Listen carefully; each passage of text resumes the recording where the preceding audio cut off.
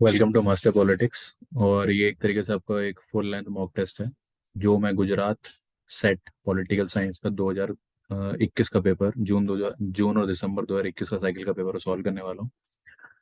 देखिए आपको कितना आता है कितना नहीं आता है, क्योंकि ये एक स्टेट गवर्नमेंट ने फॉर्म किया हुआ है। जब स्टेट गवर्नमेंट बनाती है तो एक अच्छे लेवल का पेपर बनाती है। तो लेट्स सी कि क्या है क्या नहीं है। चलते हैं सीधा क्वेश्चन की तरफ। तो पहला क्वेश्चन इस तरीके से है कि political theorist is essentially concerned with discussion of what ought to be. His judgment are bottom value judgment। ठीक है, तो ये किसने कहा है? टेक योर टाइम, 10 सेकंड ले लीजिए। लिखा हुआ है कि the political theorist is essentially concerned with the discussion what ought to be, क्या होना चाहिए। His judgement are bottom value judgement. इस शब्द पे ध्यान रखिए, बॉटम वैल्यू जजमेंट।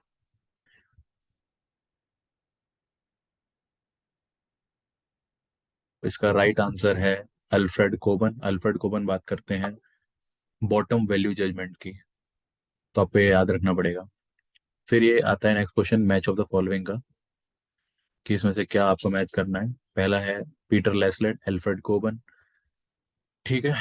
अब इसमें थोड़ा दिमाग लगाना पड़ेगा। देखो यार, इसमें पुराने क्वेश्चंस भी इन्वॉल्व हैं आपके सारे। देखो ये आपका पुराना क्वेश्चन नेट का है, मैं आपको हमेशा कहता हूँ 10 बार के करो, हर में रिपीट होता है। पॉलिटिकल थ्योरी को डॉग हाउस किसने कहा? तो नेल रियोमर। ये पॉलिटिकल साइंस नेट का प्रीवियस ईयर क्वेश्चन में सी का 4 होगा। सी का 4 होगा तो आपको पता लग जाएगा ए और बी में से आंसर है। ठीक है, ए और बी में से आपका आंसर है। फिर उसके बाद आपको पता है कि भाई पॉलिटिकल थ्योरी को रिवाइवल की किसने बात करी, ये भी प्रीवियस ईयर क्वेश्चन है। दांते जर्मीनो ने रिवाइवल की बात करी। अगर उतना पता होगा डी का 1, तो आपको आंसर पता चल जाएगा बी आंसर है। तो इस तरीके से एलिमिनेट करके आप आंसर निकाल सकते हो। तो क्या बचा?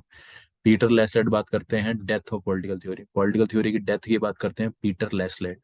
और अपना क्या बचा? Alfred Cobban, decline of political theory. Cobban की एक बुक भी है डिक्लाइन ऑफ पॉलिटिकल थ्योरी करके। तो आप याद रखिए, पॉलिटिकल थ्योरी को डॉग हाउस बोला है रेमर ने, नील रेमर ने बोला है। रिवाइवल की बात करते हैं देंते जर्मेनो। पीटर लेसलेट बात करते हैं डेथ ऑफ पॉलिटिकल थ्योरी की। पॉलिटिकल थ्योरी खत्म हो चुकी है। और अपना ये क्या कहते हैं, अल्फ्रेड कोबन किसकी बात करते हैं? डिक्लाइन की बात करते हैं। ठीक है, ये काफी रिपीटेड क्वेश्चन और काफी बार क्वेश्चन ये आता है। अगला है which of the following is not an essential characteristic of liberal political theory. Liberal political theory की कैरेक्टरिस्टिक्स बतानी है। लिबरल पॉलिटिकल थ्योरी एक मॉडर्न पॉलिटिकल थ्योरी का की दूसरा नाम है। तो पहला बोलता है state is a man made institution. जी हाँ, वो स्टेट को मैन मेड कहता है। State is a natural and organic. अब यार पहले मैन मेड हमने मान लिया, तो अब नेचुरल कैसे मानते हैं? ये जो कॉन्ट्रेक्चुअलिस्ट वगैरह हैं उनको लिबरल पॉलिटिकल थ्योरिस्ट बोलते हैं, कॉन्ट्रेक्चुअलिस्ट को। तो ऑर्गेनिक नहीं है। तो आपको नॉट बताना था, तो यही इसका सही आंसर है कि कभी नहीं मानते। Individual is the bearer of the right, ये मानते हैं कि individual bearer of the right है। और freedom is the natural condition of man, ये लोग मानते हैं। लिबरल पॉलिटिकल थ्योरी वाले ये चीज मानते हैं। नेक्स्ट, अब देखिए, ये रिपीटेड क्वेश्चंस हैं और जो बार बार पूछे जाते हैं उसी का है, मैच करना है list. Justice as a interest of strong. जब प्लेटो अपनी जस्टिस की डेफिनेशन देता है तो स्ट्रॉन्ग वगैरह के साथ लगाता है थेसीमैकस को लगाता है। थेसीमैकस को लगाता है interest as a justice as a interest of the strong, Thrasymachus को लगाता है। Justice as the one person one request. 2 minute के लिए थोड़ा सा आपको मैं रोकूंगा इस चीज के लिए। तो जस्ट वेट अ सेकेंड।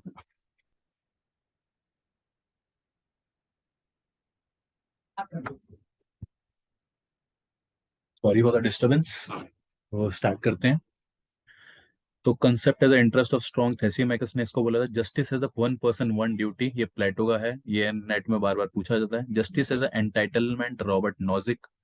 और justice as a proportionate equality की बात करते हैं Aristotle.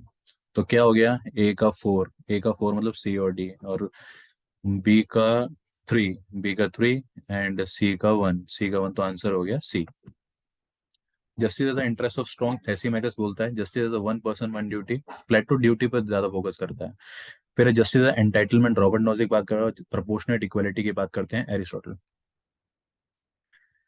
Which of the following are the statement is true about positivism. और पॉजिटिविज्म के लिए, पॉजिटिविज्म का जब नाम आता है तो अपने दिमाग में एक चीज डाल लो, पॉजिटिविज्म के नाम के साथ आपको ऑगस्ट कॉमेट का नाम याद आना चाहिए। ऑगस्ट कॉमेट साहब बात करते हैं पॉजिटिविज्म की। ठीक है, तो ऑगस्ट कॉमेट के आपका नाम याद आना चाहिए। तो positivism aim to be value free and ethnically neutral. हाँ भाई, पॉजिटिविज्म बात करता था इस चीज की, वो एम करता था वैल्यू फ्री और इथनिकली न्यूट्रल की बात करता था। ठीक है।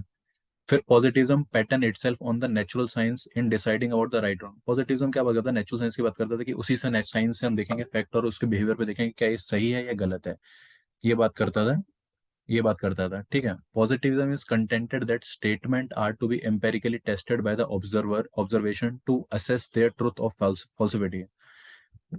फिर positivism affirm the place of cultural preference. देखो पॉजिटिविज्म ये cultural preference practice in the determination to cultural वाले ट्रेडिशनल बात करते हैं, ट्रेडिशनली बात करते हैं। अब डी हटा दो, अब डी हटाओगे तो ये गलत हो गया, ये गलत हो गया, ये गलत हो गया। अगर आपको पॉजिटिविज्म के बारे में कुछ नहीं पता और आपको पता कि ये जो कल्चरल प्रेफरेंस है वो ट्रेडिशनलिस्ट बात करते हैं तो आप इसको इजीली कर लेंगे।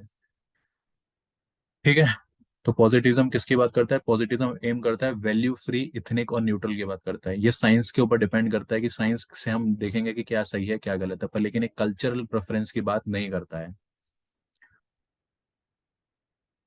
Next question is who among the following differentiated between being obliged to do something and having an obligation. ये बहुत अच्छा क्वेश्चन है। बीइंग ऑब्लाइज्ड, अब आपको ये याद करना ही पड़ेगा, कुछ क्वेश्चन ऐसे हैं आपको याद करना। Being obliged to do something and having an obligation, ये एच एल हर्ट की स्टेटमेंट है जिसको आपको याद करना ही पड़ेगा। इसके पीछे ऐसा कोई लॉजिक नहीं है, एच एल हर्ट ने अपनी किताब में बोला था कि being obliged to do something and having an obligation. Seventh question is which of the following is not included by John Rawl in his theory of justice. Theory of justice में John Rawl साहब क्या नहीं रखते। Well of ignorance, एक पर्दे की बात करते हैं जिसके अंदर सब इक्वल है, बिल्कुल सही है। Distribution between the ideal and non ideal theory, बिल्कुल सही है। रिफ्लेक्टिव इक्विलिब्रियम का कॉन्सेप्ट है इनका, बिल्कुल सही। प्रिंसिपल ऑफ मिनिमम की बात नहीं करते, मैक्सिमम की बात करते हैं जॉन रॉल्स, तो मिनिमम की बात तो करते ही नहीं है। तो आप इससे अकॉर्डिंग आप देख सकते हैं कि इसमें वो क्या मानते हैं। ठीक है, इजी क्वेश्चन था। अभी क्वेश्चन है कि भाई असर्शन रीजन का है कि according to Karl Marx capitalism is essentially unjust and exploitative of human labour and therefore beyond correction. Karl Marx मानते हैं जो कैपिटलिज्म है ये अनजस्ट है, सही नहीं है और एक्सप्लॉइटेटिव है ह्यूमन लेबर के लिए, तो बिल्कुल सही है। अब इसका आगे बिकॉज लगा दो, because according to Karl Marx the exchange and the valuation of human labour by artificial capital is legitimate. ये हो गया गलत। इसका मतलब ये हुआ कि कार्ल मार्क्स मानते थे कि ये जो अपना लेबर दे रहे हैं पैसे के लिए आर्टिफिशियल कैपिटल के लिए सही है, तो ये गलत हो गया। तो आर गलत एक ही में होता है, इसमें A is true and R is false, तो आंसर हो गया हमारा सी। ठीक है। Next question is ninth question पे जाते हैं हम लोग। Ninth question, which of the following are correct representation of feature of conservative political theory. किसकी बात कर रहा है, कंजर्वेटिव पॉलिटिकल थ्योरी की बात कर रहा है। नाइन्थ क्वेश्चन के अंदर कंजर्वेटिव पॉलिटिकल थ्योरी की बात कर रहे हैं। तो human imperfection, contractual state, conservative contractual state and absolute equality की तो कभी बात नहीं करते, इस चीज की बिल्कुल बात नहीं करते, तो पहला गलत हो गया। Human perfection, absolute state, absolute state की बात करते हैं, रेवोल्यूशनरी चेंजेस की बात नहीं करते हैं। कंजर्वेटिव क्या होते हैं, वो जो चल रहा आ रहा है उसी को चलने रहने दो, उसकी बात करते हैं। Human perfection, absolute equality, absolute equality की फिर यहाँ पे बात नहीं होगी तो ये गलत हो गया था। ह्यूमन इम्परफेक्शन, ऑर्गेनिक सोसाइटी और ट्रेडिशन की बात करते हैं। कंजर्वेटिव किसकी बात करते हैं, ट्रेडिशन। अगर आपको ये सब ट्रेडिशन बताए तो आप इस क्वेश्चन को निकाल ले जाएंगे। नेक्स्ट क्वेश्चन है which of the following is not a feature of the anthropogenic learning of ecological political theory. अब क्वेश्चन किसका, इकोलॉजिकल पॉलिटिकल थ्योरी का क्वेश्चन है। ठीक है। अब क्या पूछा है, which of the following is not a feature of ecological political theory. Anthropogenic होता है ह्यूमन से related, ecological political theory, man is position at the centre of the conceptualisation of political formulation, बिल्कुल सही है। ये इकोलॉजिकल आदमी को centre में रखते हैं। Language of nature is understood and recognise, language of nature is understood and recognised, ये नहीं होता इसके अंदर। Nature has been transform completely into natural resources, इसकी बात करते हैं। The value of nature is measured purely in term of utility. Ecological political theory nature को यूटिलिटी के टर्म में करती है, पर लेकिन language of nature is understood and recognised ये नहीं मानते।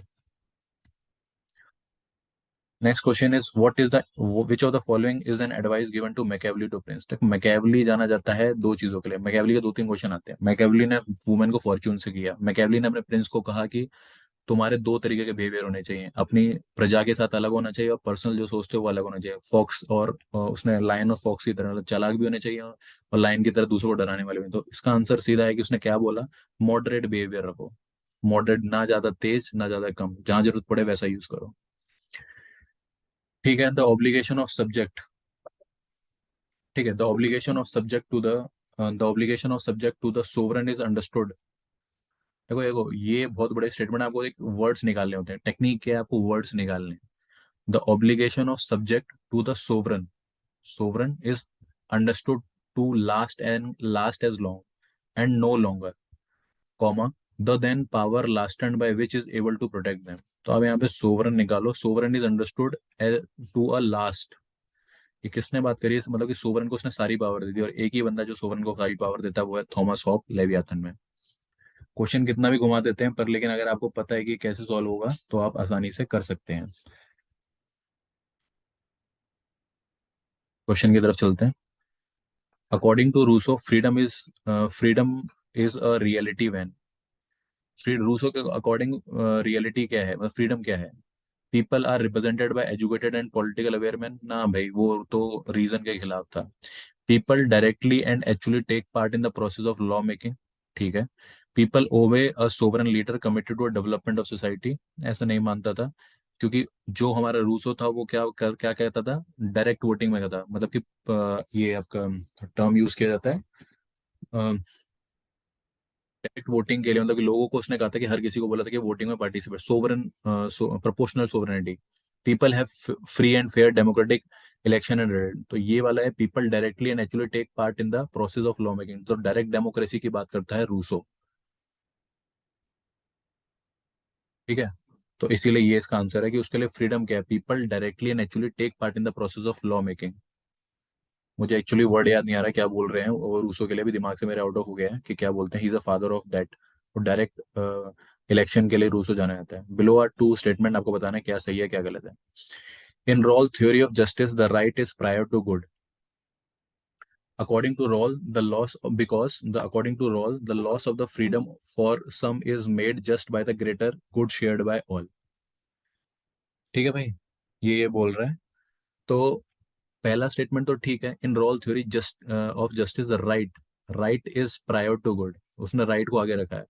According to Rawls the loss of freedom for someone is made just by the greater good shared by all, greater good नहीं होता, सबका गुड होता है।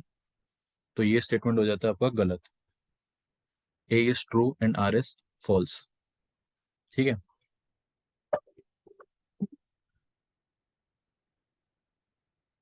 वायलेंस कैन डिस्ट्रॉय पावर, ये बहुत फेमस स्टेटमेंट है। Violence can destroy power is utterly incapable of creating it. Violence can destroy power, it is utterly incapable, violence जो है पावर को खत्म कर देती है, वायलेंस से कभी पावर क्रिएट नहीं होती। ये हाना आर्डेंट की स्टेटमेंट है, बहुत फेमस स्टेटमेंट है और काफी बार एग्जाम में पूछी जाती है। तो पावर की बात फ्रेंच फैनन तो बात करेंगे नहीं, एपार्थाइड से रिलेटेड है। एंटोनियो ग्राम्सी सिविल सोसाइटी से रिलेटेड है। माओ जेडोंग पावर की बात करता है पर उसका कोई ऐसा स्टेटमेंट है नहीं। तो ये जो चीज है ये यहाँ से ही होती है।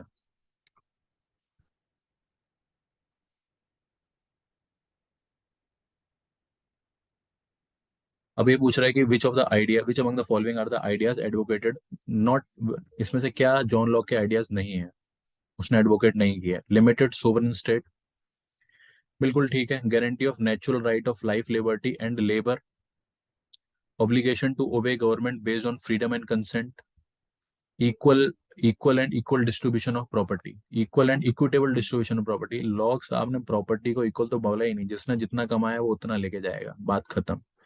लिमिटेड सोवरेन स्टेट की बात करते हैं कि भाई जो स्टेट का होगा फंक्शन लिमिटेड होगा, आपको ये नाइट वॉचमैन की तरह काम करना है। Guarantee of natural right life liberty and property, labour की जगह पे प्रॉपर्टी, प्रॉपर्टी का लेबर कर दिया। ऑब्लिगेशन टू गिव, मतलब कि हम गवर्नमेंट को ओबे करेंगे अगर हमने अपना कंसेंट दे रखा होगा तो।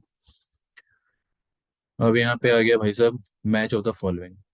अगर मैं इस क्वेश्चन को देखता हूँ तो मुझे डेरिडा को देख के क्या याद आता है, डेरिडा, मेरे को सबसे पहले, अभी मैंने पोस्ट मॉडर्न दे रखा है तो मेरे को लियोटर्ड को देख के पोस्ट मॉडर्न सबसे पहले याद आ रहा है। कि मैंने इतने सारे अपने रिवीजन कार्ड में डाल रखा है कि भाई लियोटर्ड साहब ने पोस्ट मॉडर्न कंडीशन लिखा है, तो सी का वन मतलब एक ही ऑप्शन है सी के वन में, वो है ऑप्शन सी।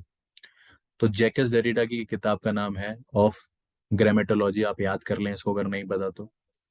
जूडियथ बटलर ने लिखी है giving an account of oneself. ठीक है, जूडियथ बटलर ने लिखी है give an account of oneself. Michel Foucault की बहुत फेमस किताब है द हिस्ट्री ऑफ सेक्सुअलिटी। मैं आपको कहूंगा तीन किताब तो आप याद कर लें। जैकस डेरिडा की ऑफ ग्रामेटोलॉजी पूछ सकते हैं आपसे, जूडियथ बटलर की मत करिए। लॉर्टर्ड का आपको पता होना चाहिए, लॉर्टर्ड ने कॉन्सेप्ट दिया था पोस्ट मॉडर्न कंडीशन का, इसकी किताब का नाम ही पोस्ट मॉडर्न कंडीशन है। और मिशेल फोकल्ट का नाम का बुक है the history of sexuality. Oh sorry, Michel Foucault, हाँ, द हिस्ट्री ऑफ सेक्सुअलिटी।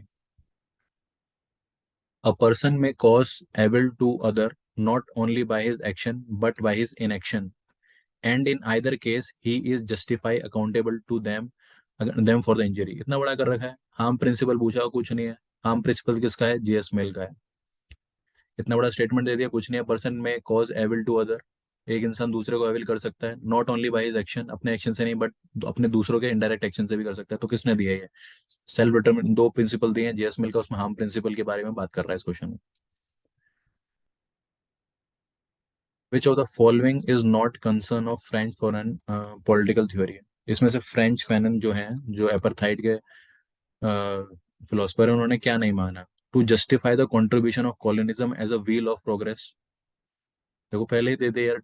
क्या वो ऐसा मानते थे कि contribution of colonialism as a wheel of progress? नहीं भाई, कॉलोनिज्म को उन्होंने बोला था कि ये तो बेकार है, ये चूस लिया है उसने अफ्रीका को, खत्म कर दिया है। तो यही हो गया। दूसरा पढ़ लेते हैं। To craft the moral code of decolonization, उन्होंने एक moral code of decolonization form किया था, थ्योरी ऐसी फॉर्म की थी उन्होंने। To articulate a radical anti racist humanism, इसके खिलाफ उन्होंने आवाज उठाई थी। To critique European penetration to being an universal standard of culture, उन्होंने यूरोपियन को वेस्टर्नाइजेशन के खिलाफ उन्होंने बोला था कि कॉलोनाइजेशन ने एशियन कंट्रीज और अफ्रीकन कंट्रीज को अंदर से खोखला कर दिया है।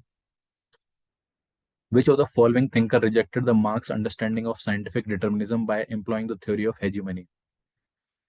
कौन सा? आप कुछ मत पढ़े बस, आप ये थ्योरी ऑफ हेजिमनी किसने दिया?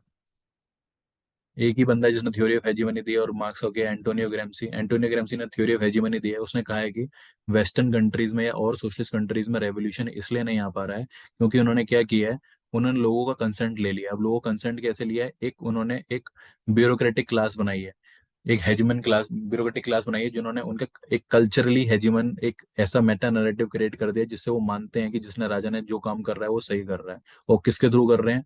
वो एक इंटेलेक्चुअल क्लास के थ्रू कर रहे हैं। इसलिए वहां पर रेवोल्यूशन नहीं आ पा रहा। तो मार्क्सिस्ट को भी एक इंटेलेक्चुअल क्लास बनानी चाहिए। विच of the following is not a purpose of दंड दंड नीति अकॉर्डिंग टू कौटिल्य। दंड नीति का क्या पर्पस नहीं है?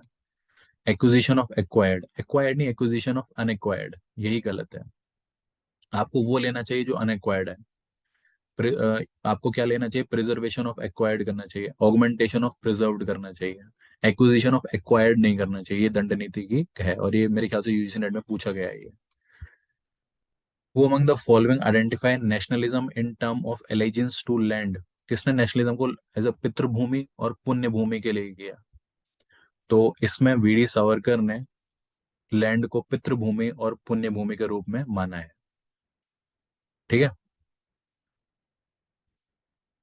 Indeed, in a view of function, religion stand in greater need of a rational foundation of its ultimate principle than even the dogmas of science. Who said this? पढ़िए इस question को। Indeed, in a view of its function, religion, देखो आप pick करो word, religion stand in the greater need of rational foundation. इसमें से religion की बात कौन करेगा? नेहरू साहब रिलीजन की बात करते थे? नहीं। बी आर अम्बेडकर रिलीजन की बात करते थे? नहीं। राम मनोहर लोहिया रिलीजन की बात करते थे? आपको नहीं आता ना, ये ट्रिक है भाई। मोहम्मद इकबाल इसका राइट आंसर है। ठीक है साहब, मोहम्मद इकबाल साहब ने इसका ये राइट आंसर दिया है। फिर उसके बाद है which of the following pair of book and author are incorrectly match. इनमें से क्या इनकरेक्ट? ये बताना आपको इनमें से क्या इनकरेक्ट है। Sudipta Kaviraj the unhappy consciousness, बिल्कुल सही है।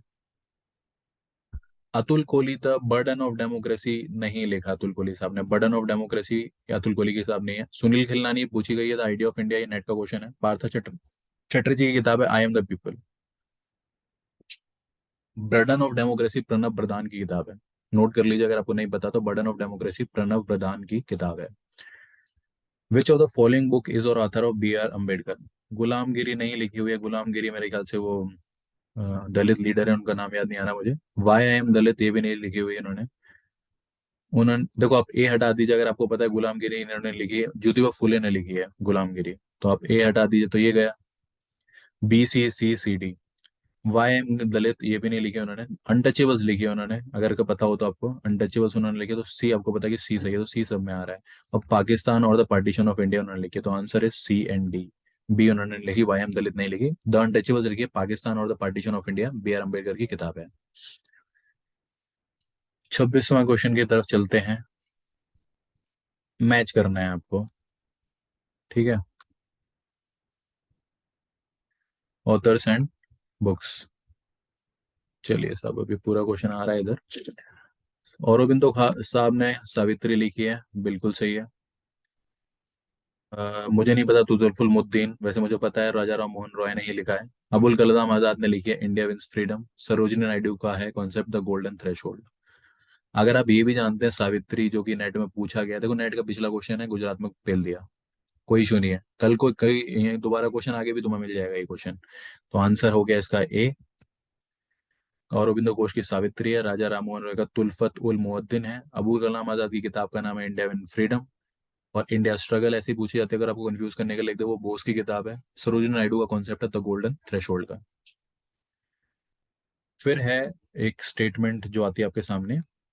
Which of the following Indian political thinkers held the view that a crisis of the world capitalist, crisis of the world capitalist structure should be expected from the side of the colonies, not from the metropolitan centers? मैं मानता हूँ ऐसे question थोड़े difficult होते हैं, पर लेकिन आपको अगर नहीं पता तो आपको गैस करना है। Crisis of world capital structure की बात कौन करता है? देखो सोशलिस्ट ये भी हैं, तो लोहिया साहब भी कर सकते हैं, ये भी कर सकते हैं, रानाडे भी कर सकते हैं, एम एन रॉय भी कर सकते हैं, इसमें आप ज्यादा कोई गैस नहीं कर सकते। पर लेकिन ये स्टेटमेंट जो है ये एम एन रॉय का है, और आप कैसे याद करेंगे मेरे हिसाब से, आप याद करें क्राइसिस ऑफ वर्ल्ड कैपिटलिस्ट याद रखिए ऊपर का स्टेटमेंट, और नीचे याद रखिए मेट्रोपॉलिटन सेंटर्स। ये आपको रटना पड़ेगा, और ये आगे आपको असिस्टेंट प्रोफेसर में भी हेल्प करेगा। Question number 28। 28 में, it is better to be violent, ये बेहतर है कि आप वायलेंट हो जाएं, if there is a violence in our heart. अब ऐसी हर्ट की बातें कौन करता है? एक ही इंसान है जो कहता है कि हर्ट में अगर आपके वायलेंस है तो आपको बाहर भी दिखानी चाहिए, बाहर आपको मुखौटा पहन के नहीं चलना चाहिए। हमारे गांधी साहब। ऐसे दिमाग में यूज करोगे तो ठीक रहेगा। ये स्टेटमेंट इजी थी, आपको गैस कर लेनी चाहिए अगर आपको नहीं भी पता तो। अब देखो ये पुराना क्वेश्चन फिर से नेट का आ गया था। आर्टिक होम्स इन वेदास किसकी किताब है? अपने बीजी तिलक साहब की किताब है Arctic homes and Vedas. Ganesh उत्सव के लिए भी ये जाने जाते हैं, ठीक है। Which of the following is not a principle advocated by Nehru political thought? अब नेहरू की पॉलिटिकल थॉट में क्या नहीं है? Wall of separation between religion and state. अब देखो ये आ गया भाई, बंदा अगला सेकुलर है। हम वेस्टर्न सेकुलराइजेशन को नहीं मानते, हम इंडियन सेकुलराइजेशन को मानते हैं। इंडियन सेकुलराइजेशन क्या है, वो डिफरेंशिएट नहीं करती स्टेट और रिलीजन में। वो कहती है कि state play a positive role in the religion. इसका मतलब ये है कि स्टेट अगर फॉर एग्जांपल किसी को चंदा दे रही है, तो वो मुस्लिम्स को भी देगी, वो हिंदूज को भी देगी, वो जैन्स को भी देगी, वो पारसीज को भी देगी। वेस्टर्न में क्या है, स्टेट और सेंटर बिल्कुल अलग अलग रहते हैं, ये लोग किसी में कंट्रीब्यूशन नहीं करते, इनका स्फेयर बिल्कुल अलग है। उनका नेगेटिव सेकुलराइजेशन बोलते हैं।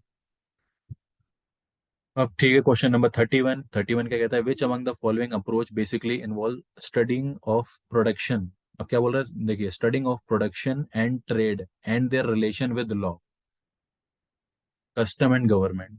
तो पॉलिटिकल सोशियोलॉजिकल अप्रोच है? नहीं भाई, वो क्या पढ़ रहा है, वो प्रोडक्शन पढ़ रहा है, इकोनॉमिक्स पढ़ रहा है, तो पॉलिटिकल इकोनॉमिक अप्रोच है। इकोनॉमी को पढ़ रहा है गवर्नमेंट के थ्रू, तो पॉलिटिकल इकोनॉमिक अप्रोच है इसको कहते हैं। ठीक है, studying of production and trade and there relation with law, custom and government is called political economic approach.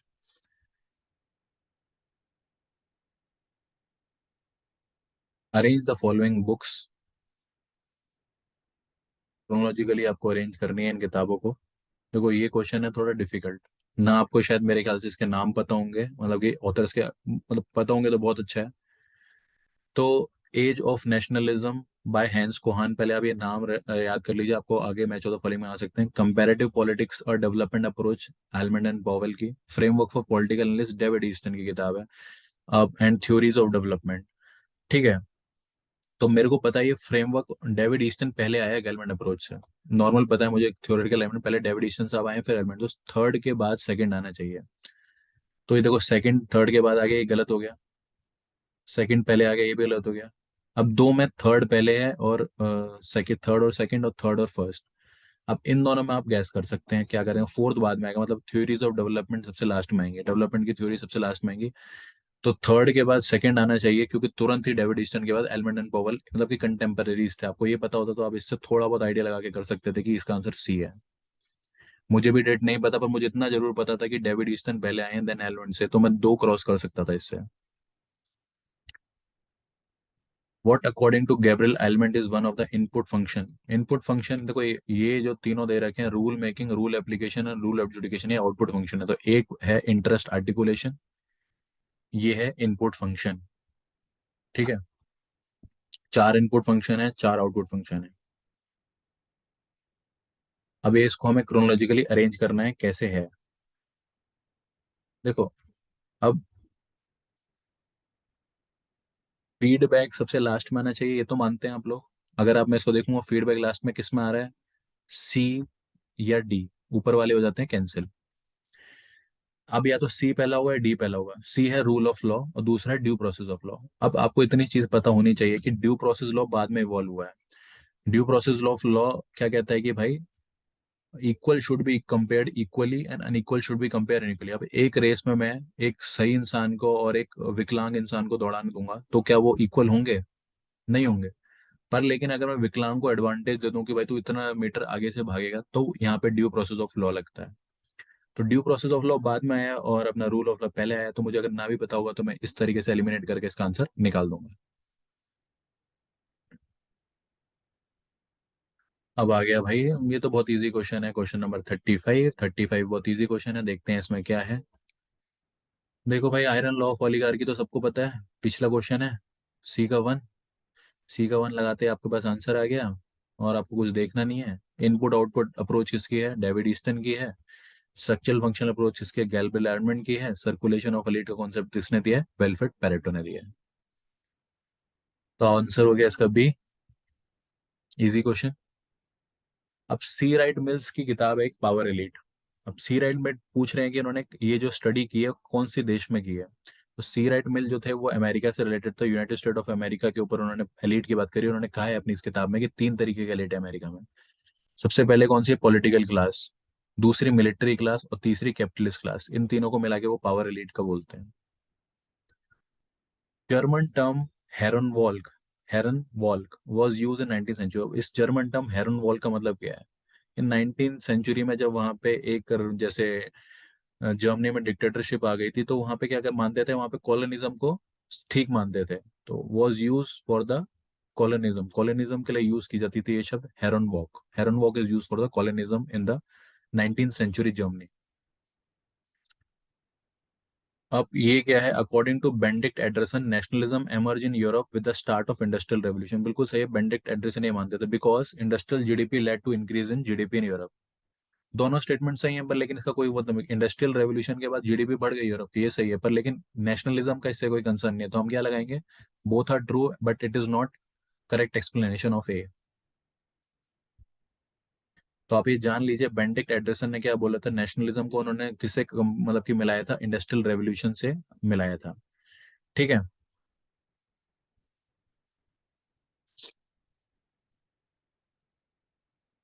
अब ये अच्छा क्वेश्चन है, which term did Harold Lasswell use to describe the state domination by military industrial complex? Harold Lasswell ने military industrial complex के लिए कौन सा शब्द यूज किया? तो उन्होंने शब्द यूज किया, उसका नाम है गैरिसन स्टेट। गैरिसन स्टेट उन्होंने यूज किया। Who among the following scholar added a category of semi periphery? अब देखो भाई, डिपेंडेंसी थ्योरिस्ट हैं। डिपेंडेंसी थ्योरी की स्टार्टिंग होती है लैटिन अमेरिका से। एजी गुंडर फ्रैंक बहुत फेमस है। अब पेरिफेरी और सेमी पेरिफेरी का कॉन्सेप्ट किसने दिया है यहाँ पे? तो सेमी पेरिफेरी का जो कॉन्सेप्ट है यहाँ पे दिया है इमैनुअल वॉलस्टीन ने अपनी वर्ल्ड सिस्टम थ्योरी के अंदर।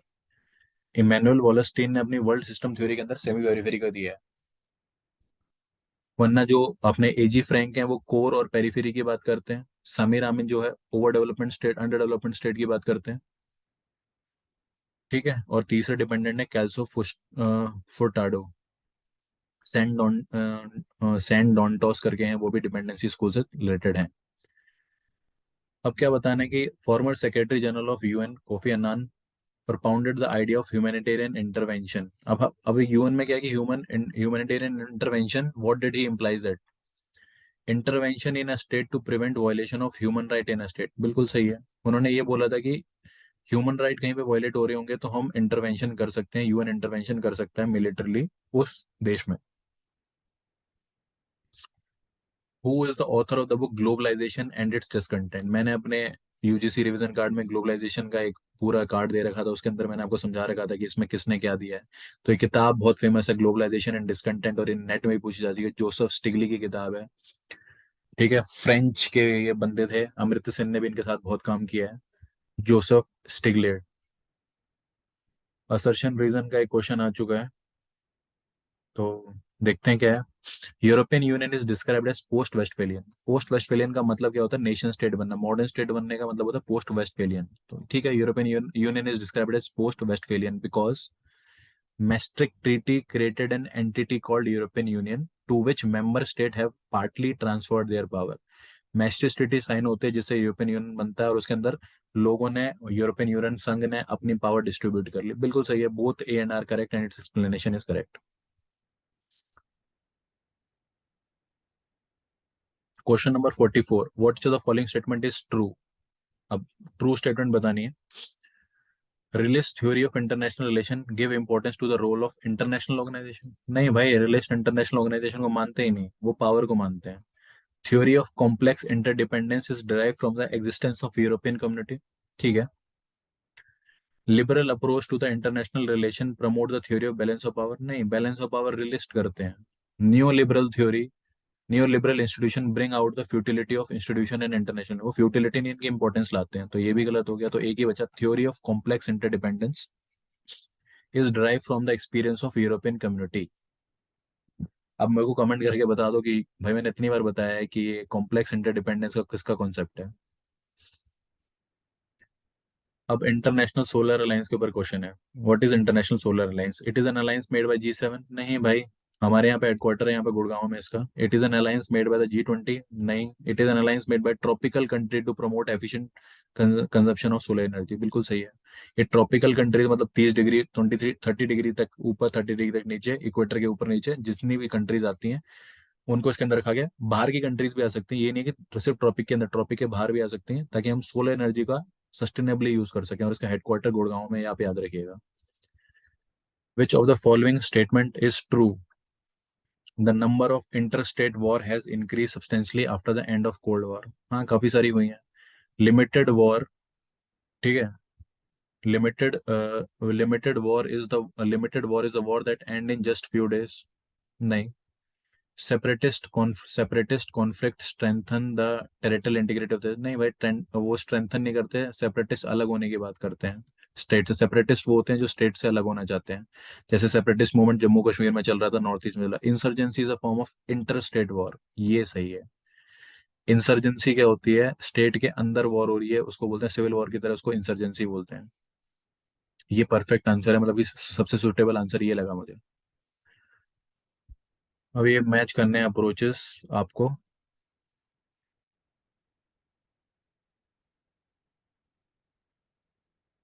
और अप्रोचेस किससे कर रहे हैं? ग्लोबलाइजेशन पे उनका क्या मुकामल है।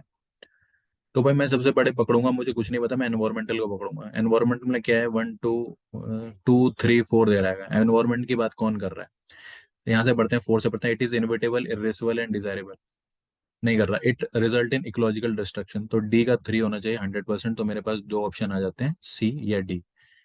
ठीक है। अब मैं बात करता हूँ भाई, मेरे को मार्क्सिस्ट लगता है कि मार्क्सिस्ट में इजीली पहचान पाऊंगा, तो मैं बी की बात करता हूँ। बी या 4 होगा या 1 होगा? बी है, इट एसेंचर्ड the difference between core and periphery. Marxist ही अभी हमने बात करी है, जो नियो मार्क्सिस्ट है वो कोर पेरिफेरी की बात करते हैं। बी का 1, जहां आपको पता होगा बी का 1 आंसर सी है आपका। नियो लिबरल अप्रोच इसके बढ़ता है कि ग्लोबलाइजेशन इनएविटेबल है, इसे रोका नहीं जा सकता। रियलिस्ट क्या कहते हैं इसे? It is a good only if it promote national interest. क्योंकि रियलिस्ट के लिए क्या है? रियलिस्ट के लिए पावर इंपॉर्टेंट है, पावर मतलब नेशनल इंटरेस्ट इंपॉर्टेंट है, वो उसी की बात करते हैं। मार्क्स किसकी बात करता है? Core and periphery. Core periphery का मतलब ही क्या होता है? कोर पेरिफेरी को खा रहा है, जैसे बुर्जोइस बुर्जोइस क्लास खा रही है, ठीक है, कैपिटलिस्ट क्लास खा रही है वर्कर क्लास को, तो इसलिए आप इजीली उसको निकाल सकते हैं। तो इसमें से बताना है आपको कौन सी स्टेटमेंट सही है, कौन सी स्टेटमेंट गलत है। देखो यहाँ पे दिया हुआ है, Immanuel Wallerstein propounded the liberal theory of international relation. ठीक है, देखते हैं। Hans Morgenthau propound the principle of modern realism. एक से ज्यादा सही है, एक से कम सही है, जरा देखते हैं इसका। नीचे नहीं, एक ही ठीक है।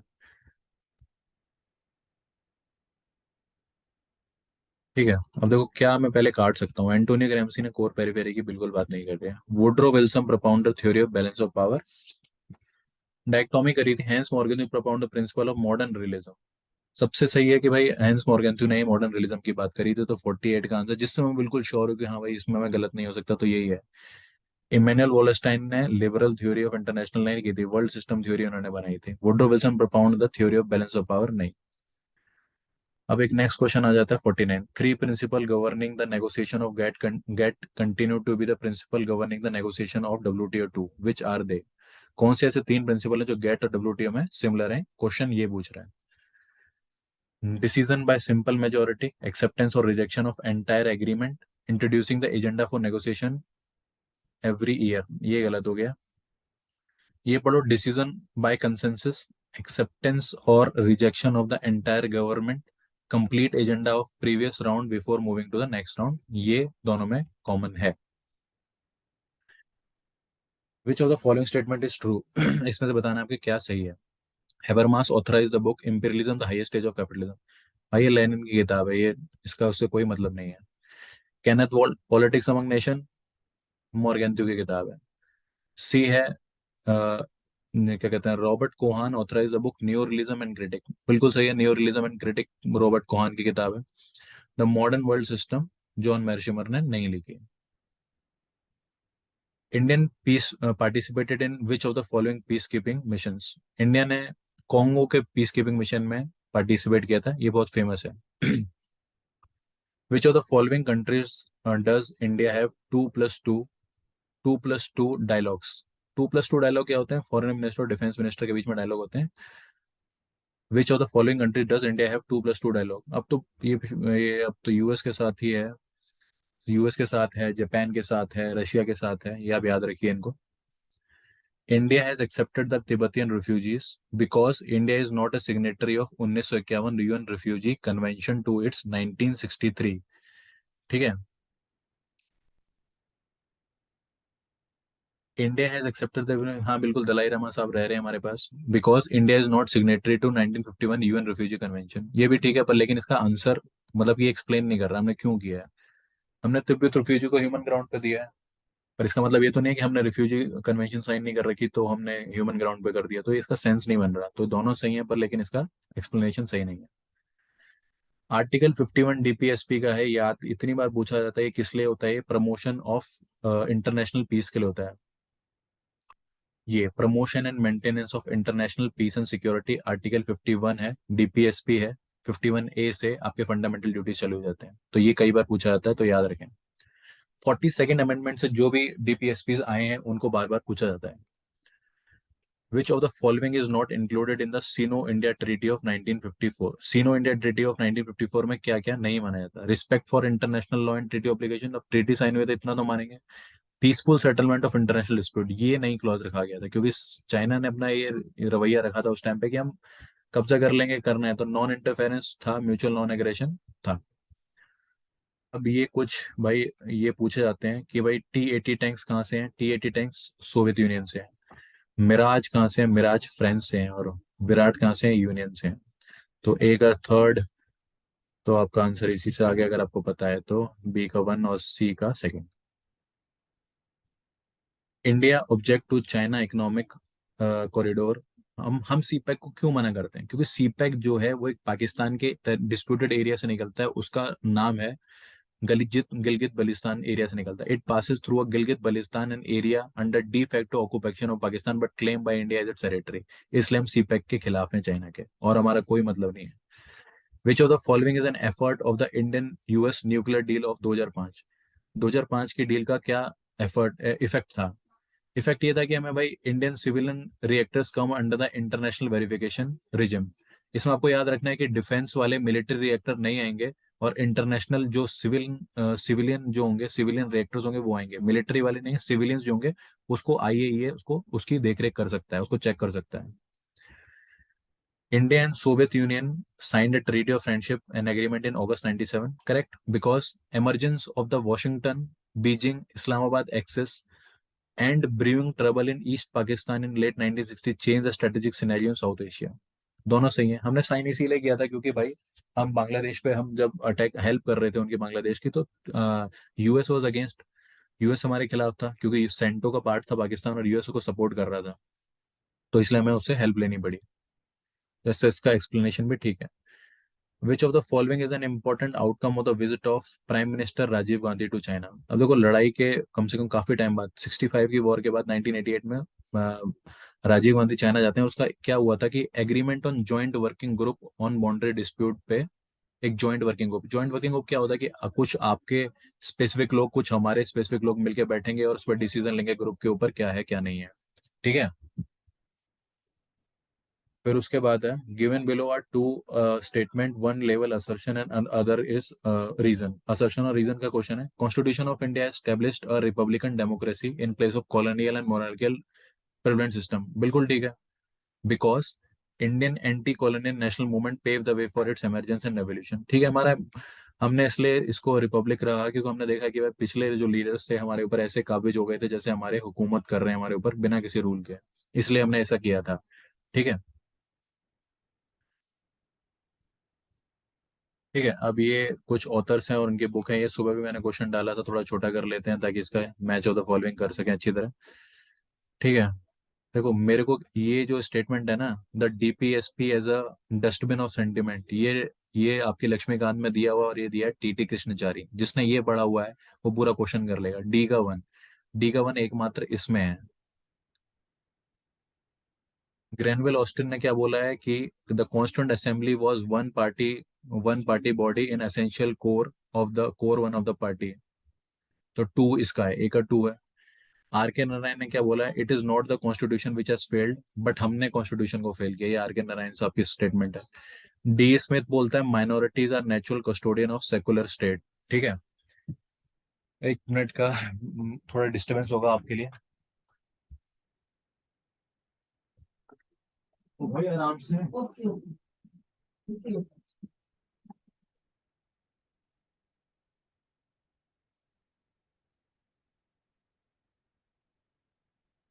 स्टार्ट करते हैं इसमें। फिर इसके बाद क्वेश्चन है कि भाई कराची चार्टर किससे रिलेटेड है। तो जो कराची चार्टर है ये भाई out of the blue question था, और ये मतलब मुझे भी नहीं आता था, तो मैंने इसका पढ़ा फिर इसके बारे में। कराची चार्टर जो है वो फंडामेंटल राइट्स के लिए रिलेटेड है। असर्शन और रीजन है the parliament of India can not be regarded as sovereign body. बिल्कुल सही है, हमारी पार्लियामेंट सोवरेन नहीं है, पर लेकिन यूके की पार्लियामेंट सोवरेन, हमारे यहाँ पीपल सोवरेन है। Because parliament right to legislate is subject to judicial review. हाँ सही है, वो इसीलिए तो सोवरेन नहीं है क्योंकि उसको जुडिशियल रिव्यू कर सकता है जुडिशरी हमारा। अब इलेक्ट्रल रिफॉर्म, अब इलेक्ट्रल रिफॉर्म की कमेटी है पंचायती राज। तो पंचायती राज तो सबको पता है भाई, अशोक मेहता है, बी का वन लगा दो। अगर इतना इजी बना रखा है इन्होंने, सीधा आंसर बहुत इजी कर रखा है। इलेक्ट्रल रिफॉर्म में ताराकुंडे कमेटी है। सोशल इकोनॉमिक वेलफेयर के अंदर जस्टिस सचर कमेटी मुस्लिम्स के ऊपर बनी थी 2004-5 में। जुडिशियल रिफॉर्म्स के लिए स्वर्ण सिंह कमेटी बनाई गई थी जिसने 42nd कॉन्स्टिट्यूशनल अमेंडमेंट भी दिया था। The power to decide the election petition is vested in. Election petition decide करने की पावर हाई कोर्ट की पावर है। The phrase procedure established by law means the जज in India. Procedure established by law मतलब जो constitution में एक procedure लिखा है उसी को फॉलो करना है। पढ़ते हैं। In India law means the जजेस in India can not question the fairness और validity of law if it within the limit of constitution. बिल्कुल सही है। अगर एक लॉ पास हुई है और वो कॉन्स्टिट्यूशन के हिसाब से बिल्कुल सही है, तो उसके ऊपर जुडिशियल रिव्यू नहीं कर सकते। उसको बोलते हैं ड्यू प्रोसीजर ऑफ लॉ, जो हमारे अमेरिका में, यूएसए में। अगर हमारे कॉन्स्टिट्यूशन में कोई चीज दे रही है उसके हिसाब से लॉ बने, चाहे लॉ सही है या गलत है वो अलग बात है, पर लेकिन आपकी जुडिशरी उसको जुडिशियल रिव्यू नहीं कर सकती। इसको बोलते हैं प्रोसीजर स्टेब्लिश्ड बाय लॉ। ये हमने कहाँ से लिया है, जापान से लिया है। Power of supreme court in India is to decide the dispute between centre and state. जो सेंटर और स्टेट का डिस्प्यूट है वो उनका कॉन्स्टिट्यूशन का ओरिजिनल जुरिडिक्शन में आता है। दो स्टेट के बीच में डिफरेंस हो, सेंटर स्टेट के बीच में डिफरेंस हो, वो ओरिजिनल जुरिडिक्शन में आता है। Preamble enshrine the idea of liberty equality and fraternity. बहुत इजी क्वेश्चन है, कहाँ से लिया है हमने? ये फ्रेंच रेवोल्यूशन से लिया है। डेट क्या है फ्रेंच रेवोल्यूशन की? 1789। ठीक है, अमेरिकन रेवोल्यूशन पहले आता है, फिर फ्रेंच रेवोल्यूशन आता है। कई बार क्रोनोलॉजी में ऐसी चीजें पूछ लेते हैं। अब नेशनल ह्यूमन राइट कमीशन, ये मैंने सुबह भी दिया था, ये 1993 में फॉर्म हुआ है। अगर आपको इतना भी पता है, क्योंकि ये स्टेचुरी बॉडी है, ये कॉन्स्टिट्यूशनल बॉडी नहीं है, अगर आपको ये पता है तो आपका आंसर निकल जाएगा। National commission for women, commission for women. एक मिनट, सॉरी, ए का थ्री तो ये वाला हुआ, सॉरी, ये नहीं है। बी का four, national commission for women बनता है 1992 में। 1992 में वुमेन का बनता है।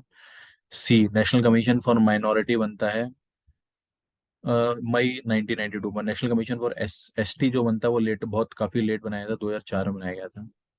पर लेकिन मैं ये कह रहा हूँ, अगर आपको 1993 पता है तो आप इसको इजीली कर सकते हैं। अब ये क्या क्वेश्चन पूछा है, प्लानिंग कमीशन कब सेट हुआ? अब देखो, ये इन्होंने ऐसी क्लोज डेट देती है, आपको पता होना चाहिए प्लानिंग कमीशन 1950 में फॉर्म हुआ है। इजी क्वेश्चन है, पर लेकिन ये ऐसा ही चलता है भाई, क्योंकि आपको कंफ्यूज करने के लिए ये लोग ये कर ही देंगे। थोड़ा सा छोटा कर ले रहा हूँ ताकि मैं ऑप्शन के साथ आपको देख सकूं। फिफ्थ फिफ्थ दिया है, सिक्स दिया है, सेवन्थ दिया है, एट्थ 5 ईयर प्लान दिया है, और उसको बताया कि आपको बताना है कि क्या करना है करना है। देख लीजिए एक बार।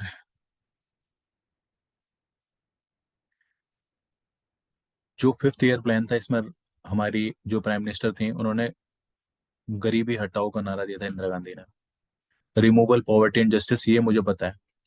ए का सेकंड, ए का सेकंड अगर मुझे पता होगा तो मैं आंसर निकाल लूंगा। ये है ट्रिक, कोई नहीं बताएगा आपको। बी का फोर, सिक्स 5 ईयर प्लान क्या बोलता है? Economic liberalisation, poverty eradication and technological self reliance. फिर आपको कुछ नहीं करना अगर आपको पता है। सी, सेवन्थ 5 ईयर प्लान क्या बोलता है? Raising industrial productivity and promoting the Indian growth with social justice. और एट्थ 5 ईयर प्लान किसकी बात करता है? मॉडर्नाइजेशन ऑफ इंडस्ट्रीज की बात करता है। तो आप मेरे हिसाब से फिफ्थ याद रखिए, रिमूवल ऑफ पॉवर्टी। कई बार डायरेक्टली क्वेश्चन पूछ लेगा आपको, इंदिरा गांधी थी इस टाइम पे। लिबरलाइजेशन, प्राइवेटलाइजेशन और ग्लोबलाइजेशन के टाइम पे कौन से हमारे प्राइम मिनिस्टर थे? N Narasimha Rao prime minister थे हमारे उस टाइम पे, और मनमोहन सिंह जो थे हमारे फॉरेन मिनिस्टर थे। Bombay Bombay plan was about, Bombay plan कुछ नहीं था, उन्होंने क्या कहा था कि industrial development of the country with private sector initiative and share. Industrial development of country करनी है विद प्राइवेट सेक्टर इनिशिएटिव, और गवर्नमेंट गवर्नमेंट और प्राइवेट सेक्टर का दोनों का म्यूचुअल रिस्पेक्ट के साथ काम करेंगे। और बॉम्बे प्लान ये था, इंडस्ट्रियल प्लान था बॉम्बे प्लान। तो three oldest party and most entrench regional party in India, oldest party बतानी है मुझे इसमें से। देखो, शिरोमणि अकाली दल, इनमें से जितना मैं देख पा रहा हूँ, DMK, Shiromani Akali Dal, national conference, इनमें से अकाली दल 1920 में बनी है, तो सबसे ओल्डेस्ट ये हो गई। इसमें अकाली दल का नाम ही नहीं है, तो मैं इसको काट दूंगा। आम आदमी पार्टी अभी बनी है, तो ये ओल्डेस्ट नहीं हो सकती। और जो इसमें भी अकाली दल नहीं है, तो अगर मुझे कुछ नहीं पता तो मैं इसको लगाऊंगा, क्योंकि इसमें ये, अगर किसी ने हिस्ट्री पढ़ी हो, 1920 की 20s में एक मूवमेंट चला था जब उन्होंने करप्ट महंत को हटाया था, तब उसके टाइम पे शिरोमणि अकाली दल बनाया गया था। डीएमके और नेशनल कॉन्फ्रेंस ये ओल्डेस्ट पार्टीज हैं। This is a good question. अब देखो, इसमें आपको क्या करना है, देखो सबसे आम आदमी पार्टी 2012, क्योंकि इससे नीचे कुछ, बी का वन तो लगा सकते हो, बी का वन लगाओगे तो मतलब ये दो चीजें आ गई। अब ए का मतलब बहुजन समाज पार्टी है, सेकंड है, 1998 है या 1984 है? तो बहुजन समाज पार्टी 1984 में बनी है। मैं एक लिस्ट डाल दूंगा टेलीग्राम ग्रुप पे, कौन सी पार्टीज बनी है और नेशनल पार्टी कौन कौन सी है। आपको ये पता होना चाहिए, बहुजन समाज पार्टी ये बनी है। तृणमूल कांग्रेस बनी है 1998 में, 1998 में तृणमूल कांग्रेस बनी है। और तेलंगाना राष्ट्र समिति 2001 में बनी है। टीआरएस टीआरएस 2001 में बनी है। तो कुछ याद कर लीजिए, जैसे अब आपको कोई बीजेपी पूछ ले, बीजेपी 1985 में बनी है। बीएसपी बीजेपी से पहले बनी है, बीएसपी बनी है 84 में, और बीजेपी बनी है 1985 में। राष्ट्रीय स्वयंसेवक संघ 1950 में बना है। तो बेसिक आइडिया चीजों का होना चाहिए। अब ये 2019 का लोग क्वेश्चन है, तो मैं इसको अभी नहीं ले रहा। Which of the following book is not written by Pratap Bhanu Mehta? Pratap Bhanu Mehta की किताबें बतानी है। द बर्डन ऑफ डेमोक्रेसी लिखी है इन्होंने, बर्डन ऑफ टॉलरेंस भी लिखा है, री थिंकिंग डेमोक्रेसी नहीं लिखी। री थिंकिंग हमारी रजनी कोठारी की किताब है, री थिंकिंग डेमोक्रेसी। नेविगेशन बाय लेब्रेथ इन्होंने किताब लिखी है। अब मुझे इनकी किताबें मैक करनी है, ठीक है। The modernity of tradition, party politics in India, the government and politics of India, मैंने इतनी बार अपने कार्ड में दिया है, मॉरिस जोन्स की किताब है the government and politics India, B का 3 लगाते ही, ये इतनी फेमस किताब है, ये हर बार पूछी जाती है। फिर party and politics India Myron Weiner की किताब है। ठीक है, रुडोल्फ जो दो लोग आए थे, यूएसए से आए थे, जिन्होंने इंडिया में रह गए, ये लिखते हैं the modernity of tradition. Pursuit of Lakshmi भी इनकी बहुत इंपॉर्टेंट किताब है, गेरविन ऑस्टिन की किताब है, रिट्राइविंग टाइम्स इनका किताब है। Which of the following organisation help in the passage of Sarda act and maternity benefit act and Hindu code act. देखो, सारदा एक्ट, हरगोविंद सारदा का नाम आता है, एक सोशल रिफॉर्मर थे, इन सबको पास कराने के लिए ऑल इंडिया वुमेन कॉन्फ्रेंस ने अपनी जद्दोजहद की थी। तो principle of anonymity flow directly from doctrine of, anonymity मतलब कंफ्यूजन, जहां पे आप श्योर नहीं हो, वो किससे फ्लो करती है, वो करती है minstrel, the principle of anonymity directly flow from the doctrine of minstrel responsibility. Herbert Simon was the advocate of behavioural approach से जाने जाते थे हर्बर्ट साइमन, ये भी इतनी बार अपने यूजीसी नेट के रिवीजन कार्ड में डाल रखा है। Community development programme was launched to secure the total development of material and human resource of rural areas। Community development programme के बाद ही आपकी ये पंचायती की कमेटी बनाई गई थी। Because it was administered in the phase of 5 level, national, state, district, block and village, दोनों सही है, पर लेकिन इसका कोई रीजन सही नहीं है। वो among the following is the author of book ecology of public administration. Ecology public administration में फ्रेड रिक्स जाने जाते हैं। ठीक है, transfer is in the organisation refer to, transfer का मतलब क्या होता है, आप किसी ऑर्गेनाइजेशन में आप अगर ट्रांसफर सुनते हैं तो उसका मतलब क्या होता है, horizontal movement of an employ in an, horizontal, vertical नहीं करते, ट्रांस वर्टिकल मतलब कि या तो आपको प्रमोशन होगा या आपका डिमोशन होगा, हॉरिजॉन्टल मतलब या तो इस डिपार्टमेंट से दूसरे डिपार्टमेंट में आएंगे, इसको बोलते हैं हॉरिजॉन्टल मूवमेंट। ठीक है, अब कोऑर्डिनेशन का मतलब क्या होता है, कोऑर्डिनेशन का मतलब होता है orderly arrangement of a group efforts, A का 3। अगर आपको इतना ही पता है तो आपको क्वेश्चन हो जाएगा। डेलीगेशन का मतलब क्या होता है, authority is revocable by the boss, delegation authority is revocable by the boss। Leadership it implies the pursuit of common goal, leader होगा तो वही कॉमन गोल के। सुपरविजन का मतलब क्या होता है भाई, मॉनिटरिंग एंड सबऑर्डिनेशन। अगर आपको ये भी पता D का 2 तो आप ये इससे भी आंसर निकाल सकते हैं, easy question. Which of the following is not an approach of study of public administration, public administration को पढ़ने की इनमें से क्या अप्रोच नहीं है, सिस्टम अप्रोच बिल्कुल सही है, स्ट्रक्चरल फंक्शन अप्रोच बिल्कुल सही है, human relation approach Elton Mayo जाने जाते हैं, पर्सनल अप्रोच कुछ नहीं होती। According to new public management theory the administration is apparently moving from, administration कहाँ मूव कर रही है इसके according, its duties of administration to the right of citizen, बिल्कुल। डिसेंट्रलाइजेशन, सेंट्रलाइजेशन कहाँ हो रहा है, डिसेंट्रलाइजेशन हो रहा है। सेकंड हटा दीजिए, सेकंड हटा दिया, यहाँ हटा दिया सेकंड, एक ही हटा, फर्स्ट थर्ड फोर्थ या थर्ड फोर्थ, फर्स्ट हमने कहा है तो फर्स्ट थर्ड फोर्थ आंसर है, पढ़ने की जरूरत भी नहीं है। Yehezkel Dror refer to met, Yehezkel Dror refer meta policy as, factual question, Yehezkel Dror ने मेटा पॉलिसी को बोला था policy on policy making system. Organisation is the form of every human association, ठीक है, organisation is the form of every human association for the attainment of common purpose. Organisation की definition किसने दी है, organisation is the form of every human association for the attainment of common purpose, ये जेडे मूने ने दी है। अब एक क्वेश्चन है ओईसीडी पे, which one according to the OECD is not a feature of good governance. Good governance, आप ये ओईसीडी छोड़ो, आप गुड गवर्नेंस के फीचर्स क्या नहीं है ये मानो। लेस्टिमेसी ऑफ द गवर्नमेंट, अकाउंटेबिलिटी बिल्कुल, आप अकाउंटेबिलिटी, ब्यूरोक्रेटिक कंट्रोल कहाँ से हो गया यार, ब्यूरोक्रेटिक कंट्रोल नहीं होता, गुड गवर्नेंस को कम करते हैं, कम से कम करते हैं ब्यूरोक्रेटिक कंट्रोल को। Competence of the government to make policies and deliver services, बिल्कुल सही है। The basic objective and feature of right to information act बताने हैं आपको, राइट टू इन्फॉर्मेशन एक्ट के क्या बेसिक फीचर है, एम्पावर करता है सिटीजन को, हाँ। Promote transparency and accountability, yes. Contain, corruption को कंटेन करता है, हम किसी से इन्फॉर्मेशन मांगेंगे, ट्रांसपेरेसी मांगेंगे तो करप्शन कम होगा। Not to disclose information which is harmful to sovereign and integrity of the nation, बिल्कुल, वो इन्फॉर्मेशन नहीं दी जाती अगर वो सोवरेनिटी और इंटीग्रिटी के लिए है, वो आपको नहीं दी जाएगी। अब पीसा एक्ट 1996 किसके रिलेटेड है, give radical self governance power to, ये किसको सेल्फ गवर्नेंस पावर देता है, देखो शेड्यूल 6 काफी बार पूछा जाता है, इसमें कौन कौन सी स्टेट आती है, शेड्यूल 6 में आती है असम, मेघालय, त्रिपुरा, मिजोरम, 4 स्टेट के लिए है, शेड्यूल 5 बाकी सबके लिए है। तो जो ये पीसा है, ये tribal state of Telangana, Andhra Pradesh, Bihar, Gujarat, Himachal Pradesh, Jharkhand, north east को छोड़ के सारी स्टेटों के लिए पीसा एक्ट किया गया है। पीसा एक्ट का मतलब क्या होता है? पंचायती राज को लोकल गवर्नेंस पे इस एक्ट के थ्रू लगाया जाता है। Which of the following is not an approach in the relation of monitoring of public service? Monitoring of public service की इनमें से कौन सी अप्रोच नहीं है? फॉर्मेटिव अप्रोच है, परफॉर्मेंस मेजरमेंट अप्रोच है, मैनेजरियल है, पर लेकिन इसमें मॉनिटरिंग ऑफ पब्लिक सर्विस में बिहेवियरल अप्रोच नहीं ली जाती। अभी नॉर्मल क्वेश्चन है कि ई गवर्नेंस का इनिशिएटिव कौन सा नहीं है? उमंग ऐप है, बिल्कुल सही है। मोबाइल सेवा भी आपको एक ऐप दिख रही है, पे गवर्नमेंट है। एनआरईओ में एक पॉलिसी है जो कि नहीं है। असर्शन एंड रीजन है the level of good governance increase through citizen participation, बिल्कुल सही है। गुड गवर्नेंस सिटीजन पार्टिसिपेशन बढ़ता है because citizen participation enhance transparency and accountability. इतना ही पढ़ूंगा तो मेरे लिए सही है। असर्शन एंड रीजन दोनों सही है।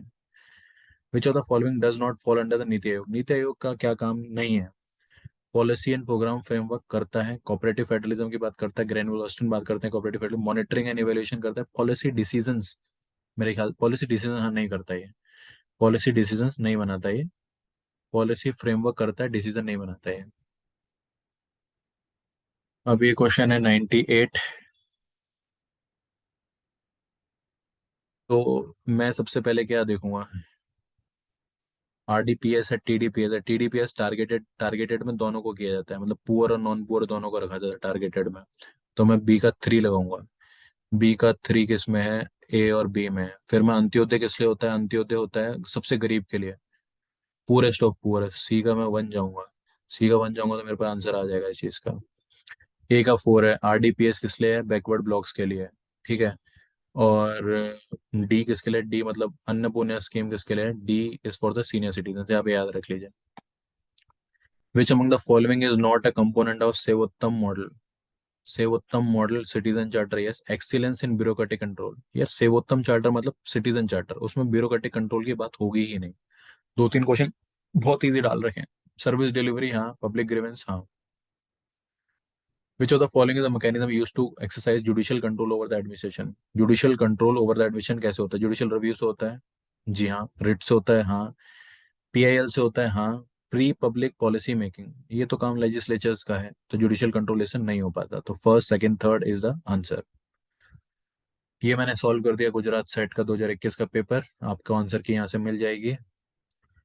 अगर पसंद आया हो, यहाँ तक देख रहे हो तो यार सब्सक्राइब कर देना, शेयर लाइक कर देना। Thank you very much for listening to me.